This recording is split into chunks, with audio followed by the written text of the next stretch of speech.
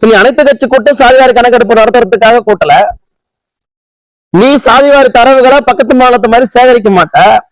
வன்னியர் இடஒதுக்கீடு கொடுப்பதற்கு சாதிவாரி கணக்கெடுப்பு கூட அவசியம் இல்ல. நீ வன்னியர் இடஒதுக்கீடு கொடுக்கலாம். சில அது நியாயப்படுத்தணும், அவ்வளவுதான். வன்னியர்கள் இந்த அடித்தட்டு தான் இருக்கிறாங்க, இந்த அளவிற்குத்தான் அவங்களுடைய இடஒதுக்கீடு கிடைக்கப்படுது என்பதையெல்லாம் ஒரு சில தரவுகளை வைத்துக் கொண்டு நீ நியாயப்படுத்தி வன்னியருக்கான இடஒதுக்கீடு கொடுக்கலாம். வன்னியர் இடஒதுக்கீடும் கொடுக்க மாட்டேன், சாதிவாரி தரவுகளும் எடுக்க மாட்டேன். மத்திய அரசை கை காட்டுற நீ, மத்திய அரசை கை காட்டுற நீ.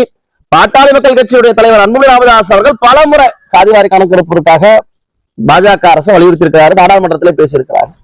40 நாடாளுமன்ற உறுப்பினரும் நம்மதே அப்படின்னு பெருமையோட பேசக்கூடிய திமுகவினர்கள், காங்கிரஸையும் நாங்க சொல்றதை கேட்கவோ இப்போன்னு பெருமையோட பேசக்கூடிய திமுகவினர்கள், ஏன் சாதிவாரி கணக்கெடுப்பு நடத்துவதற்காக நாடாளுமன்றத்தில் இந்த பிரச்சனையை பேசக்கூடாது, நாடாளுமன்றத்திலேயே இதை வலியுறுத்தக்கூடாது, நாடாளுமன்றத்தில் மிகப்பெரிய விஷயமா ஏன் எழுப்பக்கூடாது, ஏன் நாடாளுமன்றத்தில் அதை குறித்து பேச மாட்டேன்றீங்க? நீங்க என்ன சொன்னீங்க?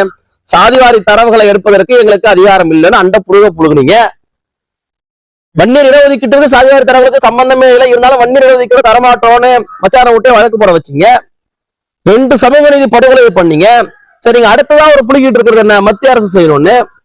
நீங்க சமூக நீதி காக்க வந்த போர்வாள்கள், உங்களால செய்ய முடியல, அதிகாரம் இல்லைன்னு மாநில சுயாட்சி பேசிக்கிட்டு ஊரை ஏமாத்திட்டு திடீர்னு நீங்க.